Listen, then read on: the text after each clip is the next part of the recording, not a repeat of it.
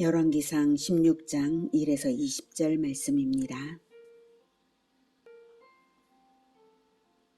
16장 여호와의 말씀이 하나니 아들 예후에게 임하여 바하사를 꾸짖어 이르시되 내가 너를 티끌에서 들어 내 백성 이스라엘 위에 주권자가 되게 하였거늘 내가 여로보암의 길로 행하며 내 백성 이스라엘에게 범죄하게 하여 그들의 죄로 나를 노엽게 하였은즉 내가 너 바하사와 내 집을 쓸어버려 내 집이 느바세 아들 여로보암의 집같이 되게 하리니 바하사에게 속한 자가 성읍에서 죽은즉 개가 먹고 그에게 속한 자가 들에서 죽은즉 공중의 새가 먹으리라 하셨더라.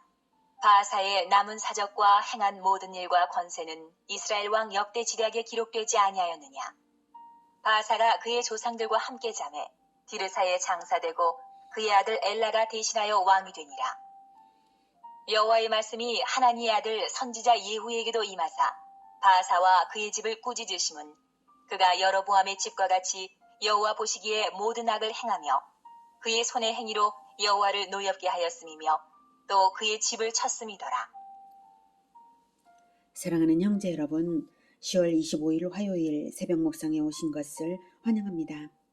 15장에서는 남북 두 왕국 제2, 제3대 왕들의 통치 기사를 보았습니다. 본장에서는 남왕국 제3대 아사왕 41년간의 통치 기간 중에 북왕국 왕들의 통치 기사입니다. 아사왕의 통치 기간 중 북왕국 왕이 6명이 거쳐가는데요.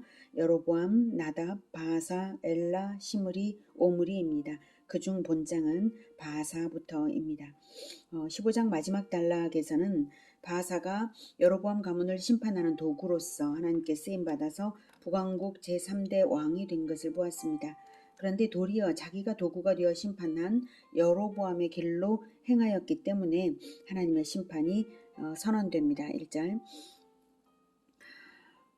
여호와의 말씀이 하나니의 아들 예후에게 임하여 바하사를 꾸짖어 이르시되 선지자 예후는 북왕국 10대 왕 예후와 이름이 같죠. 선지자 예후의 아버지는 남왕국 선지자 하나니입니다. 그러니 예후 역시 남왕국 선지자입니다. 남유다 왕 아사왕의 잘못을 지적하다가 하나니가 옥에 갇혔던 그런 인물이죠. 아버지처럼 아들 예후도 선지자로서 하나님의 심판을 북왕국에까지 선언을 한 것입니다. 그러니까 남왕국과 북왕국이 적대적 관계에 있던 당시의 상황에서도 동일한 언약 가운데 동일한 하나님을 믿는 민족이므로 신정왕국이 되어야 할 마땅한 계명이 있으므로 이러한 선포 역시 마땅한 것일 수밖에 없습니다. 남왕국 선지자든 북왕국 선지자든 이렇게 같은 민족, 같은 하나님 나라다라는 관점에서 이렇게 하나님께서 보내시는 것입니다. 2절 내가 너를 티끌에서 바하사죠. 너를 티끌에서 티끌에서 들었다는 것은 비천한 신분에서 들어올려 왕이 되게 했다는 뜻입니다. 그런데도 내 백성 이스라엘 위에 주권자가 되게 하였거늘 내가 여로보암의 길로 행하며 내 백성 이스라엘에게 범죄하게 하여 그들의 죄로 나를 노엽게 했은즉 그렇게 비천한 신분에서 들어올려 주시는 하나님의 은혜가 있었음에도 불구하고 여로보암의 길로 행했으니 심판을 피할 수 없습니다. 은혜를 아는가 모르는가 이것으로서 구원과 심판이 갈립니다.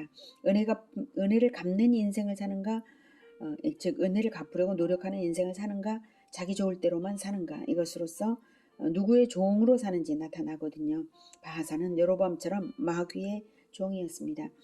3절 내가 너 바하사와 네 집을 쓸어버려 네 집이 느바세 아들 여로보암의 집 같이 되게 하리니 바하사에게 속한 자가 성읍에서 죽은 즉 개가 먹고 그에게 속한 자가 들에서 죽은 즉 공중의 새가 먹으리라 하셨더라. 정상적인 죽음을 당하지 못하고 죽음을 죽지 못하고 모반이나 전쟁과 같은 그런 재난으로 죽임을 당할 것이라는 뜻이죠.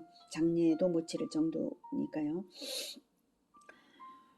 바하사의 남은 사적과 행한 모든 일과 권세는 이스라엘 왕 역대지략에 기록되지 아니하였느냐. 바하사가 그의 조상들과 함께 자매 디르사에 장사되고 그의 아들 엘라가 대신하여 왕이 되니라.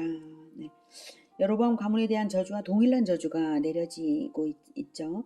동일한 행실이므로 저주 또한 심판 또한 동일합니다.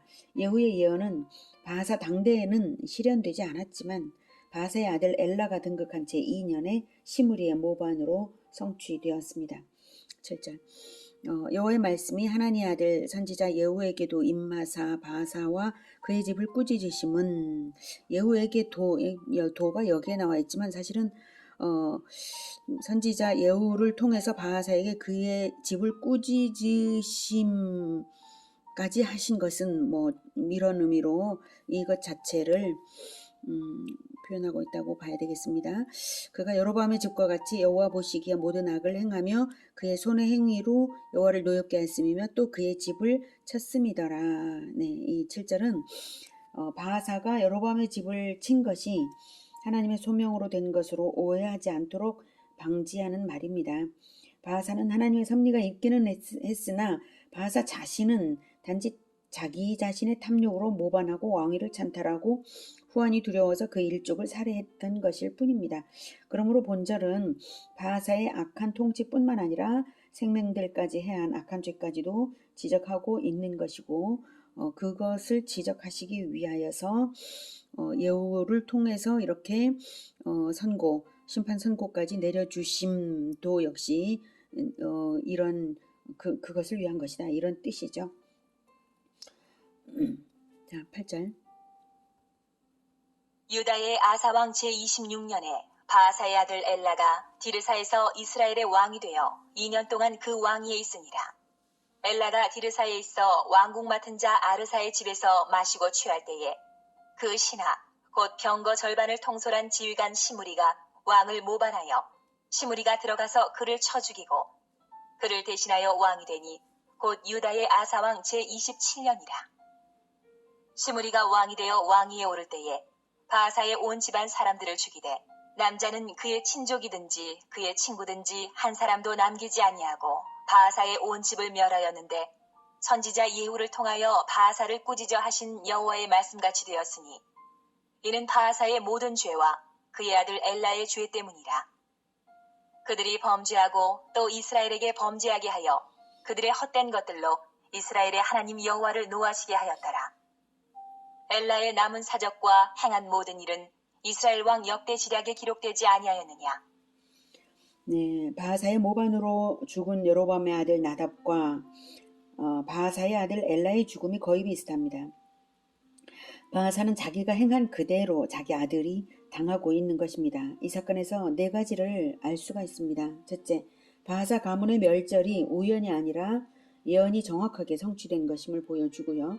둘째, 대접받으신 대로 대접하시는 황금률대로 하나님은 행하신다는 것을 알 수가 있습니다. 셋째, 아버지의 죄 때문에 아들이 심판을 당하는 것은 아버지의 죄는 반드시 아들에게 물려지기 때문이고 회개의 기회를 길게 주신 것을 심판이 없을 것으로 오해해서는 안 된다는 것입니다. 동일한 범죄, 아버지와 동일한 범죄를 아들이 짓고 있기 때문에 그 기간이 짧든 길든 상관없이 하나님께서는 오래 기다리신 것이죠. 회개의 기회가 더 주어질 수 없는 것입니다. 왜냐하면 백성을 범죄하게 계속해서 범죄하게 하고 있기 때문이죠. 그래서 이 넷째 교훈이 바로 백성을 범죄하게 하는 죄가 너무나 크고 무서운 죄라는 것임을 알게 합니다. 예수님께서는 죄짓게 하는 죄가 어느 정도로 큰 죄인지를 이렇게 복음서마다 말씀하셨는데요. 마가복음 9장 42에서 47절을 보도록 하겠습니다. 또 누구든지 나를 믿는 이 작은 자들 중 하나라도 실족하게 하면 차라리 연자맷돌이 그 목에 매여 바다에 던져지는 것이 나으리라. 만일 내 손이 너를 범죄하게 하거든 찍어버리라. 장애인으로 영생에 들어가는 것이 두 손을 가지고 지옥 곧 꺼지지 않는 불에 들어가는 것보다 나으니라. 만일 내 발이 너를 범죄하게 하거든 찍어버리라. 다리 저는 자로 영생에 들어가는 것이 두 발을 가지고 지옥에 던져지는 것보다 나으니라. 만일 내 눈이 너를 범죄하게 하거든 빼버리라. 한 눈으로 하나님의 나라에 들어가는 것이 두 눈을 가지고 지옥에 던져지는 것보다 나으니라. 네, 범죄하게 하거든이 반복적으로 강조되고 있죠. 범죄하게 하는 주체가 자기 손, 자기 발, 자기 눈일지라도 도려내고 찍어버려야 할 정도로 범죄하게 하는 자는 한 몸 공동체에서 퇴출시키는 것이 마땅함을 알게 하시는 말씀입니다. 공동체를 거룩하게 지키시려는 하나님의 열심이 있으시므로 백성을 범죄하게 하는 죄를 아버지처럼 아들조차 여전히 가지고 있다는 것은 더 이상 두고 볼 수만은 없는 일이기에 불과 2년 만에 죽이신 것입니다. 하나님께서 그렇게 하십니다. 그러므로 윗자리에 앉은 것은 더 큰 심판을 각오해야 하는 일이었던 것입니다. 이렇게 해서 북왕국의 제2왕조가 멸망했습니다. 15절. 유다의 아사왕 제27년에 시므리가 디르사에서 7일 동안 왕이 되니라. 그때의 백성들이 블레셋 사람에게 속한 기쁘돈을 향하여 진을 치고 있더니 진중 백성들이 시므리가 모반하여 왕을 죽였다는 말을 들은지라. 그날에 이스라엘의 무리가 진에서 군대 지휘관 오므리를 이스라엘의 왕으로 삼음에 오므리가 이에 이스라엘의 무리를 거느리고 기쁘돈에서부터 올라와서 디르사를 애워쌌더라. 시므리가 성읍이 함락됨을 보고 왕궁 요새에 들어가서 왕궁에 불을 지르고 그 가운데에서 죽었으니 이는 그가 여호와 보시기에 악을 행하여 범죄하였기 때문이니라.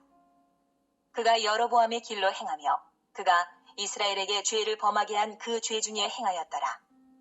시므리의 남은 행위와 그가 반역한 일은 이스라엘 왕 역대시략에 기록되지 아니하였느냐. 네, 시므리는 반란을 일으켜 왕이 된 지 불과 7일 만에 이스라엘의 군대 장관 오므리에 의해 왕위가 재창탈되었습니다. 당시 기쁘돈 전투에 투입되어 있던 군대가 군대 지휘관 오므리를 추대해서 수도 디르사를 향한 것입니다.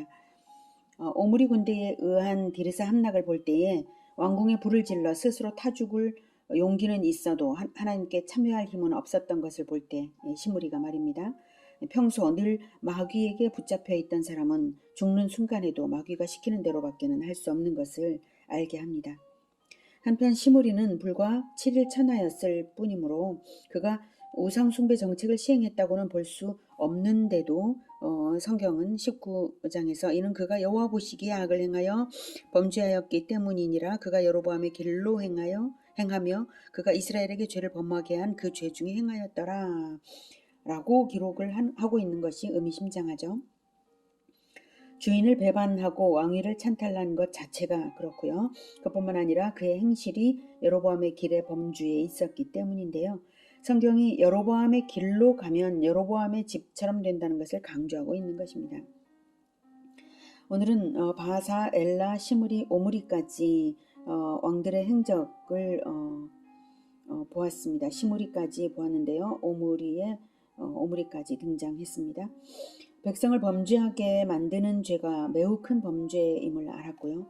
마귀에게 붙잡혀 살던 사람은 죽음의 순간이 왔다는 것을 알았다 해도 회개하지 못하는 것을 보았습니다. 또한 하나님의 은혜를 배반하고 자기 힘으로 자기 왕국을 건설하려는 인본주의의 악한 전통을 이어가는 한 반드시 심판이 있음을 알았습니다. 이러한 모든 것을 분명하게 역사로서 보여주시는 하나님을 우리가 만났습니다. 백성들로 하여금 범죄하고 오염되게 만드는 일이 역사 속에는 지금껏 계속되고 있는 중입니다. 역사는 반드시 행한 대로의 심판을 예정하고 있습니다. 우리는 오직 그리스도의 신정왕국을 건설하는 하나님의 사람들로서만, 진정 왕이신 예수님을 따르는 왕같은 제사장으로서만 살아갈 수 있게 되기를 기원합니다. 기도하겠습니다. 하나님, 우리는 똑같은 죄인들입니다. 타고나기를 죄를 가지고 태어났으므로 비록 예수 그리스도의 보혈의 공로에 의지하여서 회개할 수 있으나 또다시 변질되는 가능성을 우리는 여전히 가지고 있습니다. 주님, 우리를 불쌍히 여겨 주시옵소서. 우리의 가난함을 불쌍히 여겨 주시어서 날마다 성령으로 충만하게 채워주시고, 하나님 늘 우리 주 예수 그리스도의 그 행적만을 따라갈 수 있도록 예수님을 따라서 함께 성전으로 지어져가며 함께 하나님 나라를 건설하는 일을 위해서만 살아갈 수 있도록 주님 도와주시옵소서. 결코 우리의 행실로 인하여서 범죄하게 되는 사람이 결코 없도록 주님 도와주시고 우리의 행실을 통해서 오직 하나님께서 영광만 받으실 수 있도록 주님 우리를 도와주시옵소서. 그래서 진정 하나님께서 인정하시는 왕같은 제사장들로 나타날 수 있기를 원합니다. 주님 도와주시옵소서. 예수 그리스도 이름으로 기도드립니다. 아멘. 이어지는 시간은 개인 기도 시간입니다.